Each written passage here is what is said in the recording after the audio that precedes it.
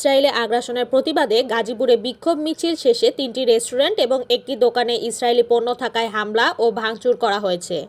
কিশোরগঞ্জের ভৈরবে উপকূল express train থেকে পড়ে মাহবুব হোসেন নামে এক যুবক নিহত হয়েছেন। সোমবার দুপুর 12টার দিকে উপজেলার জগন্নাথপুর এলাকায় এই ঘটনা ঘটে। গাজায় ইসরায়েলের গণহত্যা বন্ধের দাবিতে আজ বিক্ষোভ মিছিল করেছে ওলামা মাশায়েখ আল্লামা পরিষদের সদস্যরা। নেত্রকোনায় একটি বাল্যবিয়ে বন্ধ করেছে স্থানীয় প্রশাসন।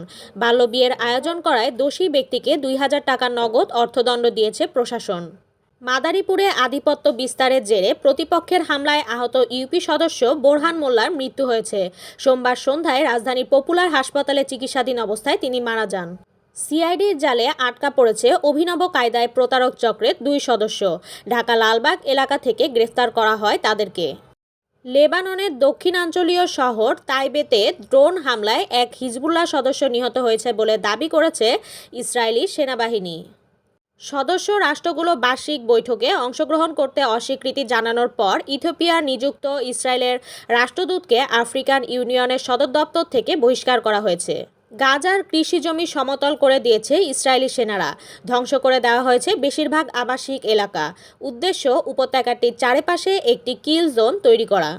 মার্কিন প্রেসিডেন্ট ডোনাল্ড ট্রাম্পের নতুন শুল্ক আরোপে যুক্তরাষ্ট্রে মন্দা হতে পারে বলে আশঙ্কা প্রকাশ করেছে মার্কিন বিনিয়োগ ব্যাংকিং কোম্পানি গোল্ডম্যান স্যাক্স। ইসরায়েলের মানবতা বিরোধী কর্মকাণ্ডের বিরুদ্ধে এবার কঠোরভাবে রুখে দাঁড়িয়েছে বিশ্ববাসী।